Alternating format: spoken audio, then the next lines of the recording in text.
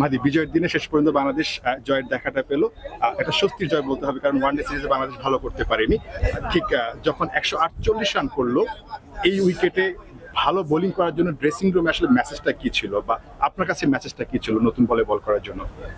হ্যাঁ, নতুন বলে তো আমি সবসময় বল করে থাকি, নর্মালি যেভাবে বল করি সে নিজের প্রসেসটাই ওইভাবে আগাইতেছিলাম। এবং ওদের রাইট হ্যান্ডি ব্যাটসম্যান ছিল, বাট আমার প্ল্যানিং ছিল আমি ওদের আরামে যাতে মানে এই উইকেটে আরামে যাতে ইজি আমি ওদের কোনো শটস খেলতে না দিই, কারণ ওরা তো আসলে অনেক স্ট্রং। তো ওদের আছে গিয়ে এভাবে প্ল্যান করে বল করছি, হয়তো বা আল্লাহর অশেষ রহমতে সাকসেস হয়েছে। সবাই বলে যে আসলে পাওয়ার হিটার ওয়েস্ট ইন্ডিজ অনেক বেশি, টি-20তে বাংলাদেশ ভালো করতে পারে না, কিন্তু এই ধরনের জয় কিন্তু দিন শেষে টি-20তেও যে বাংলাদেশ ভালো করতে পারে এরকম একটা কনফিডেন্স দেয়। তো আজকে জয়টা আসলে এরকম একটা কনফিডেন্স দিল কিনা যে সিরিজটাও জেতা যায়? হ্যাঁ, অবশ্যই। দেখেন, আমরা ওডিআই সিরিজটা মানে টেস্ট সিরিজটা আমরা একটা লাস্টে ভালো শেষ করছি, এবং ওডিআই সিরিজটা ভালো শুরু করছিলাম, বাট শেষটা ভালো করতে পারিনি। বাট আলহামদুলিল্লাহ যে আজকে বিজয়ের মাসে টি-20 দিয়ে আবার শুরু করলাম। ইনশাল্লাহ সামনে আরো 2টা ম্যাচ আছে, ইনশাল্লাহ সিরিজ জেতার জন্য আমাদের যা কিছু করতে হবে ইনশাল্লাহ সেই জন্য প্রস্তুত আছে সবাই।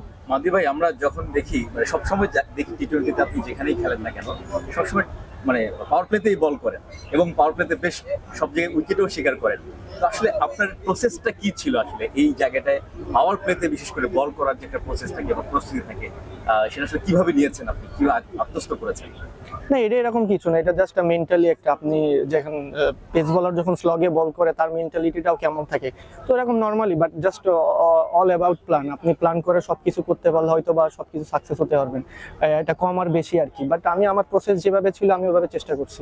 আর শেষ ওভারে যখন 10 রান দরকার ছিল তখন আপনাদের মধ্যে কি আলোচনা হচ্ছিল, এবং হাসান মাহমুদের বোলিংটা নিয়ে কি বলবেন? না, অবশ্যই হাসান আবারও প্রমাণ করছে। হাসান আমার আমার আমার মনে আছে আমি একটা আয়ারল্যান্ড সিরিজে হাসান ডেথ ওভারে একটা ম্যাচ জিতাইছিল, আমার ওই ফিলিংসটা আবার চলে আসতেছিল, হাসান হয়তো বা পারবে। আমার হাসানের বিশ্বাস ছিল কিনা আমি জানি না, বাট আমার নিজের ভিতরে ওই বিশ্বাসটা ছিল যে হাসান হয়তো বা এই ম্যাচটা শেষ করবে। তাকে আলহামদুলিল্লাহ হাসান লাস্ট ওভারে আউটস্ট্যান্ডিং বল করছে। মানে 7টা উইকেট পড়ে যাওয়ার পরও 61 রানে, তারপরে মনে হচ্ছিল একটা সময় বাংলাদেশের কাছ থেকে মানে ম্যাচটা হাতছাড়া হয়ে যাচ্ছে। ঠিক ওই সময়টা যখন কিনা একদম জয়ের কাছাকাছি ওয়েস্ট ইন্ডিজ, তখন আসলে আপনাদের মধ্যে কথাটা কি হচ্ছিল, বা ড্রেসিং রুম থেকে আসলে মেসেজটা কি যাচ্ছিল?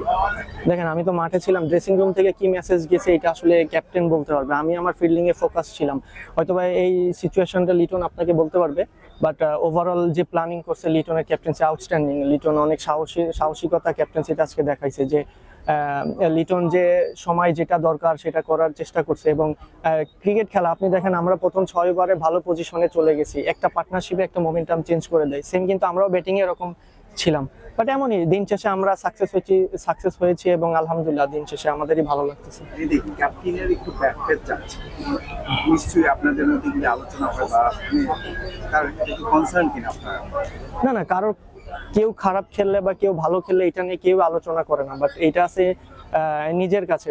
যে খারাপ খেলে আসলে সে বুঝে তার ভিতরে কেমন চলে আর কি। বাট সবাই আমরা সাপোর্ট করি যে ও আগামীতে কিভাবে ফিরে আসবে, কারণ একটা ইম্পর্টেন্ট প্লেয়ার টিমে পারফর্ম করলে আমাদের দেশের জন্য ভালো, আমাদের টিমের জন্য ভালো, আমরা সেই আশাই করি সবাই। মেহেদী, কম্বিনেশনের কারণে আপনার ওয়ানডে টিমটায় আপনি সেট হতে পারছেন না, বা আপনাকে ওয়ানডে টিমে রাখা হচ্ছে না। টি-20তে আপনি খুব সেটেল, ওয়ানডে টিমের সাথে সেট হতে না পারার আক্ষেপটা কি আছে এই পারফর্ম করার পর? আক্ষেপ বলতে আপনি যদি দেখেন আমি টি-20তেও সেটেল না, আমি রেগুলার টি-20তে খেলি না, বাট আমার সিচুয়েশন অনুযায়ী বা টিম কম্বিনেশন অনুযায়ী খেলতে হয়। তো আমার ক্ষেত্রে আসলে ধৈর্যই ধরতে হবে, দেখা যাক সামনে কি হয়, ধৈর্য ছাড়া তো কোনো উপায় নাই। আপনার জন্য একটু সহজ হয়ে গেছে কিনা এখন সালাউদ্দিন ভাই কোচ হিসাবে আসছেন, আলাদাভাবে বিপিএল থেকে অন্যান্য জায়গায় দেখছেন, আপনার জন্য একটু কাজগুলো সহজ হয়ে যাচ্ছে কিনা?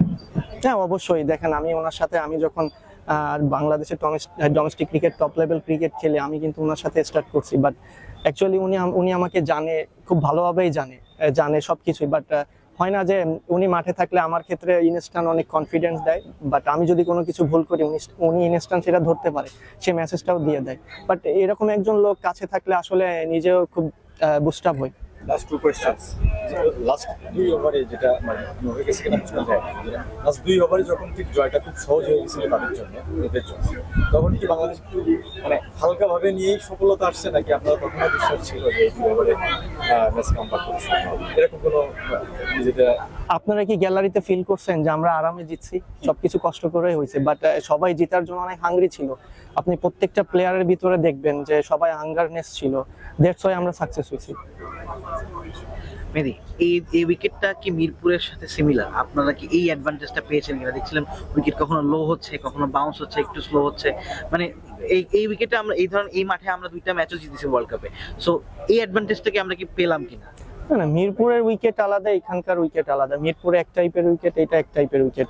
বাট আমরা যখন প্র্যাকটিস করছিলাম গত 2 দিন আগে, তখন উইকেট আউটস্ট্যান্ডিং উইকেট ছিল, খুব ভালো লাগতেছিল। মনে হইতেছিল যে আপনার 180 কিংবা 200 রানের এরকমই উইকেট হবে। বাট আপনি যদি এইসব উইকেট হাতে নিয়ে থাকেন তাহলে 180-200 করা সম্ভব। বাট এই জায়গায় হ্যাঁ আপনার হেল্প তো আছে, স্পিনারদের, পেস বোলারদের হেল্প আছে। বাট এটা জাস্ট অল অ্যাবাউট আপনি প্ল্যান করতেছেন কোন উইকেটে কিভাবে বল করতে হবে, সেটা তো আপনার অ্যাডাপ্ট করতে হবে, আপনি যে কোনো সিচুয়েশনে করতে হবে, এটাই আর কি। লাস্ট কোয়েশ্চেন মেহেদী ভাই, ওই প্রশ্ন সূত্র ধরে বলি আর কি, এখানে ওয়ার্ল্ড কাপে 3টা ম্যাচ খেলেছেন, 2টা ম্যাচ জিতেছেন, তো আফগানিস্তানের সাথে দারুণ একটা সুযোগ ছিল সেমিফাইনালে খেলার। এখানে আসার পরে নিশ্চয়ই উইকেটটা বুঝতে সহজ হয়েছে সেই কারণে, এবং ওই স্মৃতিটা মনে পড়েছিল কিনা যে না এখানে এবার ভালো করতেই হবে? না, প্রথমত হচ্ছে গিয়ে ওয়ার্ল্ড কাপে যে 3টা ম্যাচ এখানে হয়েছিল, আমি একটা ম্যাচও এই উইকেটে খেলি নাই। বাট আমারও খেলা তখন আফসোস হইতেছিল, বাট এই টাইপের উইকেটে খেললে হয়তো বা আমি বেটার করতে পারতাম নিজের ভিতরে। বাট সেই জিনিসটা আর কি, জাস্ট ওই জিনিসটাই কনফিডেন্ট দিছে। থাকে না যে এই টাইপের উইকেট স্পিনারদের একটু সহায়ক হয়, আপনি যদি ভালো প্ল্যানিং করেন তো আপনার সাকসেস হওয়ার সম্ভাবনাই বেশি থাকে। বাট দেখা যাচ্ছে দিন শেষে আপনি সব দিন একই রকম হবে না, আপ এন্ড ডাউন থাকবে, এটাই আর কি। Thank you.